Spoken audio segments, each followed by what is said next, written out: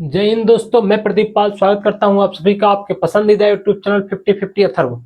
आज हम लोग पढ़ने वाले क्लास 9th एनसीईआरटी प्रश्नावली 4.2। इस प्रश्नावली का हम लोग प्रश्न नंबर 1 और 2 किए थे, तो प्रश्न नंबर 3 और 4 आज करने वाले हैं।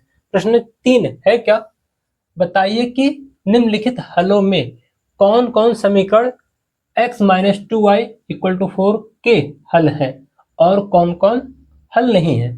तो सबसे पहले तो ये ध्यान रखना, जो प्रश्न हम पढ़े हैं, ये हमारा जो समीकरण दिया गया x minus 2y equal to 4, ये समीकरण का हल क्या होता है। हल का मतलब सीधा सा, अगर मैं वहां पे वैल्यू ले जाके कुछ भी रखता हूं तो समीकरण को संतुष्ट करना चाहिए। अगर आप बात को कनेक्ट करना चाहेंगे तो उसका सीधा सा मतलब क्या है, जो हमें समीकरण दिया गया है x माइनस का 2y इक्वल टू 4, ये हमें समीकरण दिया गया है। ये रैखिक समीकरण का अगर कोई हल होगा तो x और y के पोजीशन पे अगर हम लोग जो मान रखेंगे, उस मान को रखने के बाद लेफ्ट वाला राइट वाले के इक्वल होना चाहिए, बायां पक्ष दाएं पक्ष के बराबर होना चाहिए। अगर ये होता है तो इसी को बोलते हैं हम लोग हल होना। तो होगा कब, यहां से जो हमें संख्या दिया गया 0, -2, तो ये हमारा क्रमिक युग्म होता है। क्रमिक युग्म का मतलब पहला वाला जो होता है उसको हम x लेते हैं, दूसरे वाले को y। इसी फॉर्म में लिखा ही जाता है, पहले x लिखा गया है फिर y लिखा गया है। तो x लिखा गया तो x हमारा 0 दिख रहा है, y वाला 2 दिख रहा है। तो इस x और y का मान जब इसमें रखेंगे समीकरण में, तो समीकरण में रखने के बाद जो हमारा लेफ्ट साइड है, बायां पक्ष है, राइट साइड के बराबर अगर होगा तो हल है, नहीं होगा तो हल नहीं है। ये तो ब्रीफ में समझा दिया गया। अब कैसे करना उस पर आते हैं। कैसे करना है, जहां x दिख रहा है वहां पे क्या रखना है, 0, तो जाएगा 0 माइनस का 2 मल्टीप्लाई कितना है भैया, y की वैल्यू 2, तो जाएगा 0, 2 दूनी 4 माइनस का 4, और 0 किसी काम का नहीं, छोड़ देंगे तो -4 इक्वल टू 4। -4 और 4 बराबर होता है, नहीं होता भैया, ये कथन असत्य है। जो स्टेटमेंट आ रहा है गलत है, तो क्या हो जाएगा, हल नहीं है। क्या बताया था अभी मैं, लेफ्ट वाला राइट के इक्वल आना चाहिए। तो यहाँ पे हम देख क्या पा रहे हैं, राइट में तो 4 आ रहा है, लेफ्ट में क्या -4, तो गड़बड़ हो जा रहा है ना। तो ये हमारा जो आंसर आ रहा है ये बराबर नहीं आ रहा है, तो हल नहीं है। दूसरा वाला ऐसे करते हैं, फिर से हमारे पास समीकरण क्या है, x minus 2y equal to 4, ये समीकरण दिया है। इसमें भी x और y का मान रखना है। कब रख पाएंगे, हल की बात कर रहा तो पहला वाला क्या होगा x, दूसरा वाला क्या होगा y। जहां x दिखेगा वहां 2 रखना आपकी बार, और जहां y दिखेगा वहां पे आपकी बार 0 रखना है। तो क्या हो जाएगा 2, यहाँ पे y की पोजीशन पे 0 रखेंगे तो 0 का मल्टीप्लाई 2, 0 गुणे कुछ भी क्या हो जाएगा 0। तो 0 के साथ प्लस माइनस छोड़ो, सीधा सा बचेगा क्या, 2 बराबर 4। 2 4 के बराबर होता है, नहीं होता। तो ये भी क्या लिख देंगे, हल नहीं है। ये हो गया। अब इस पे आते हैं, कैसे करना बस ध्यान रखना, पहला वाला x दूसरा वाला y, आसान है। क्रमिक युग्म में पहला वाला x ही होता है, दूसरा वाला y होता है।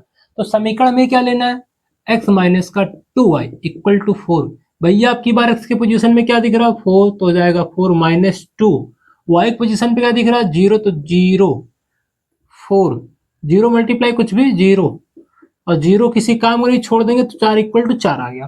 भैया लेफ्ट इक्वल टू राइट आ रहा है, बायां पक्ष दाएं पक्ष के बराबर आ जा रहा है, तो क्या होगा, हल है। जो बोला था हल है कि नहीं, तो की बार हल आ गया। ऐसे ये वाला अगर करें तो इसमें कैसे कर पाएंगे, पहला वाला हमारा x कामा दूसरा वाला y, समीकरण क्या हमारा x minus 2y equal to 4। x के पोजीशन क्या रखना है, √2, जहां x दिखेगा वहां √2 रखेंगे, -2। y की पोजीशन पे क्या रखना है 4√2 इक्वल टू 4 चल रहा है, जहां y दिखा वहां 4√2 रखें, ये तो √2 ही रहेगा।